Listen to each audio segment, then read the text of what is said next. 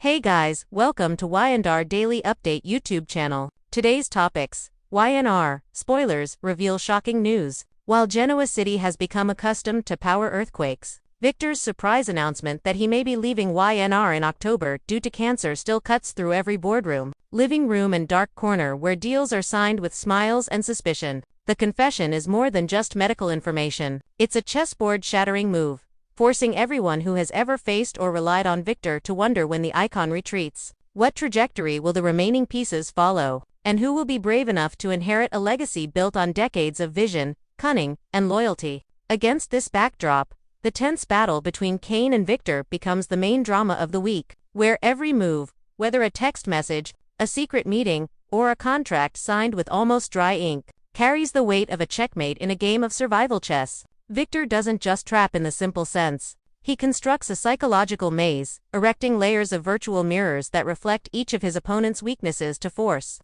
Kane to see his own ambitions and then slip, from quietly altering the cash flow of a satellite company to letting controlled leaks of signals about a deal that Kane thinks he's not paying attention to. It's all part of a masterclass in soft warfare, where victory is achieved without noise, but by the opponent's natural collapse when disoriented. Kane, of course, is not the type of opponent who can only react. He comes across as someone who has learned by heart the history of Victor's bait within a bait strategy. An attractive project on the surface, a tunnel leading to legal and ethical constraints underneath. But one of the familiar tragedies of Genoa City is that the smart guy often falls into a trap because he trusts his own intelligence too much. Kane sees the bait, is suspicious of the bait, but is also attracted by the feeling of outdoing the legend. A dangerous feeling that can turn every prudent calculation into a smug all-in. The biggest question is not whether Victor has a trap. Of course he does. But whether Kane has the nerve to stop before crossing the invisible line between boldness and recklessness. The smart investors in the story, whether the established shareholders or the players on the sidelines, are betting on the same outcome. Kane will understand why people don't trick the patriarch by making him interested, because when Victor is interested, he rarely loses. Against that backdrop, the announcement of Victor's illness sets off an unpredictable domino effect. Rivals will smell a power vacuum and rush to step in, while allies will struggle with the question of how to protect the legacy. Keep the old structure intact or boldly reform before it is destroyed from the outside. Each part of the empire may face a decision matrix: tighten spending to defend or expand to attack. Stay safe in the zone of influence or risk being pushed into the opponent's turf. At the other end of the emotional spectrum is Claire Grace, who announces a dramatic decision to turn her entire life upside down. For Claire, turning it upside down is not simply changing jobs or moving house. It is a reestablishment of identity, a daring to question whether previous choices were based on fear, a need for validation, or an unnamed ideal. When Claire chooses to sever certain relationships, shift priorities, and step into a new role, be it in an organization, a project, or even a war zone, she understands that every big decision has a price. Old friends may see it as a betrayal, old enemies may see it as an opportunity, and she herself must learn to live with the repercussions of her choice. When night falls, Claire's story explodes not because she defies someone else's expectations, but because she accepts her own expectations. The invisible mold that often tightens more than any external pressure. These trajectories intersect at a single point. Victor, the cancer announcement becomes a mirror of all motives. Nick and Sharon drive for clarity. Claire stands on the precipice of reclaiming her own desire to be proactive, and Kane is teetering on the edge of a cliff where one wrong move could define his reputation for years to come. If Victor does indeed leave the stage in October, the story will not end. It will change tone. The psychological mazes he has built will continue to operate for a while like the inertia of a well-oiled machine. But in time, someone will have to make the difficult decisions for him. Protect his family by enclosing them in a wall, or opening the gate to let in the wind for renewal. Subscribe our channel for more latest updates. Punish the traitors as a lesson or use them as leverage for a bigger deal. Anyone can say they are ready until they are forced to sign the paper that has real value. Back to the Kane-Victor game. The signs of a double move are evident. Kane believes he has found a weak link in a chain of derivative contracts, related to a project outside Genoa City where he can surf on asymmetric information, but Victor, as usual,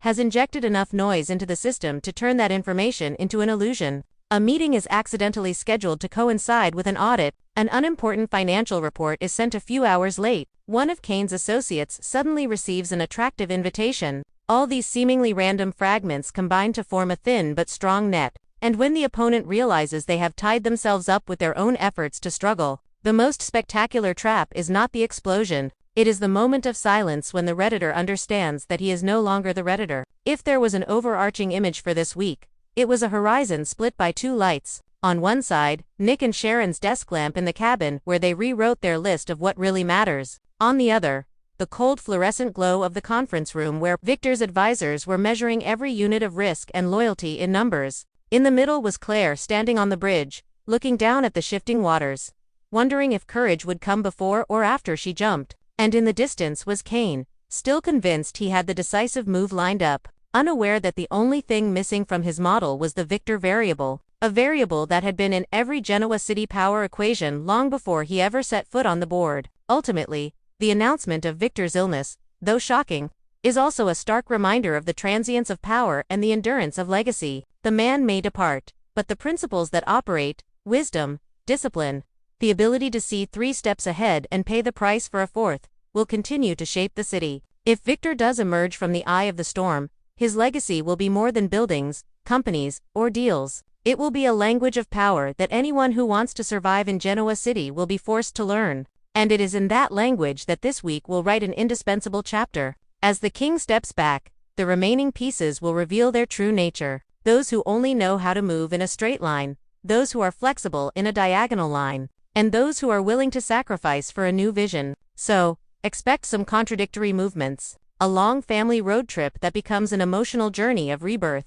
A single decision by Claire could shake the web of power, and a seemingly simple trap by Victor would become a roadmap for months of drama to come. Whether Victor stays or leaves in October, the cut of the announcement closes one chapter and opens another, where each character must decide whether they will be writer, reader, or mere footnote in the epic that is Genoa City. In a climate thick with rumors and uncertainty, The Young and the Restless unfolded in a time when every glance in the conference room or brief text message in the hallways was enough to make viewers nervous. Sources whispered about a seismic event off-screen. The question of who will replace him was hanging in the balance like a cloud hanging over every development in the story. But even as behind-the-scenes fandom was buzzing on screen, the script kept its foot on the gas, turning every moment of the week into a calculated move. Victor set a trap. Kane was impatient. Nick and Sharon left town to visit Noah with a seemingly platonic family purpose that held the potential for a revelation. And Claire, the unpredictable one, heading straight toward a decision that could redefine who she is and to whom she owes in the coming months. Victor's trap for Kane was more than a crude lure.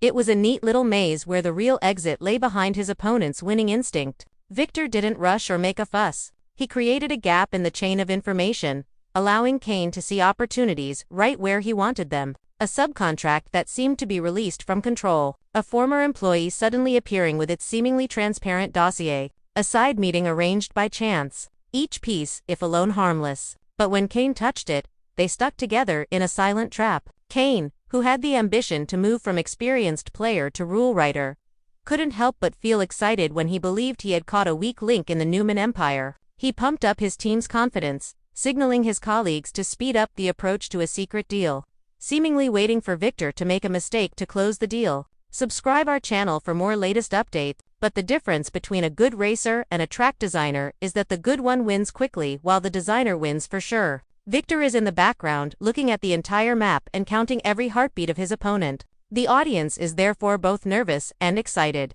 Nervous because they know Kane is smart enough to avoid a simple trap. So, if he still falls into it, the trap must be so sophisticated that it is impossible not to step into it. Exciting because every time Victor switches roles from Iron Fist to psychological magician, the film finds a subtle climax. No need to bang on the table. No need to threaten. Just a few small schedule disturbances, a few timely leaks, and a legal monitoring line that is tight enough that everything that comes out bears the mark of suspicious coincidence. If Kane chooses to go further, he will have to pay the price that Victor's opponents always lose: the right and ability to control the story. If he chooses to back down, he will be overwhelmed by doubts from his own allies. Why miss a golden opportunity, and thus the image of the driver will be broken? No matter which direction Kane turns, he must go through the door set by Victor, while the chessboard of power is as tense as a string. Nick and Sharon choose to leave Genoa City to visit Noah. On the surface, the choice is a move to slow down family life, to go see, hug talk, and put aside the noisy noise of business deals. But if you look closely, the trip is an internal examination. What kind of family do Nick and Sharon want? When the storm around Victor can create a power and moral vacuum in the extended family and the companies involved, they drive, cross state highways, change radio stations many times, and say things to each other that would be difficult to say at home. Amid ringing phones and piled-up emails, is it time to redefine what protection means? To stick by your children, or to respect their choice of a life of their own? To keep secrets to reassure them, or to share to reassure them? The answer perhaps lies in the moment the three of them sat at the dinner table, when Noah asked back, "Do you need me to be with you, or do you need me to be secure in my choice?" Such a question was enough to transform Nick and Sharon's original intention to unite the family into another possibility to return to a revelation about themselves rather than news of others, and with a family always at the intersection of kinship and power. Any internal revelation can become the spark for major changes, but the wild card this week is Claire.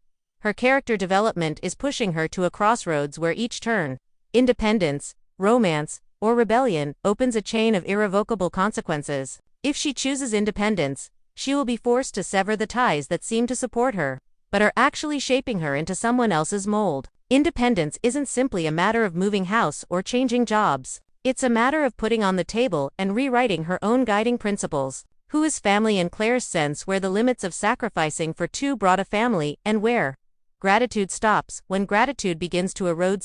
If she chooses romance, love will not come to soften the story but to complicate it. A new relationship in the world of Y&R always carries with it intersecting trajectories of interests, suspicions, and past shadows. If she chooses to rebel, that is to dare to poke at the stable structure herself, she will be labeled a traitor in some circles, but may earn respect in others. Where people who dare to be real, stand together, more or less alone, but steadfast. The weight of this decision rests not only on Claire's shoulders, but also on the tables of many others who have always been accustomed to seeing her as a controllable variable. When a variable redefines itself, all equations must be rewritten accordingly. Some ally will be startled to realize that previous conversations have turned out to be dishonest because they were based on the assumption that Claire will always play it safe. Some rival will hastily propose a handshake in mid, half friendly, half predatory, and the people in the family, whether they understand it or not, will have to adjust their positions around her like planets refinding their orbits when the center of gravity changes.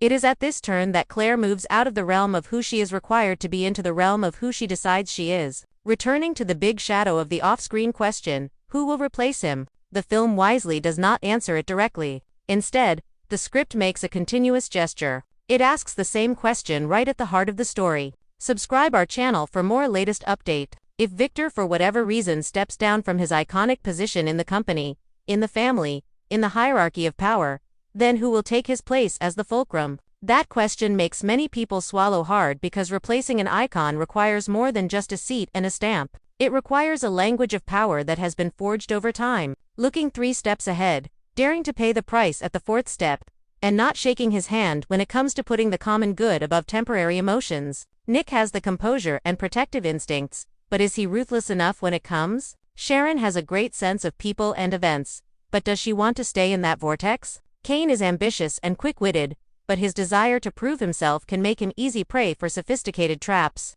Claire has the courage to reinvent herself, but a new principle takes time to take root and convince others to follow. The seemingly behind-scenes question turns into a mirror placed before the cast. Who can, who wants, and who should? By weaving together 3 strands, Victor's trap, Nick and Sharon's journey, and Claire's turn, Y&R builds a week where each episode has a drop flavor. Not too explosive to exhaust, but tense enough to make viewers wonder where will the next episode turn. The sense of panic in the city doesn't come from a chase scene or a siren. It comes from the realization that everyone is facing difficult decisions, and each decision could be the first domino in a long chain. Those who love corporate chess will hold their breath at Victor's masterful trapping. Those who care about family will see themselves in the moments when Nick and Sharon have to balance between holding their children's hands and letting them go so they can grow up. Those who love characters who escape will see Claire as an invitation. Courage is not about not being afraid but being afraid and still going.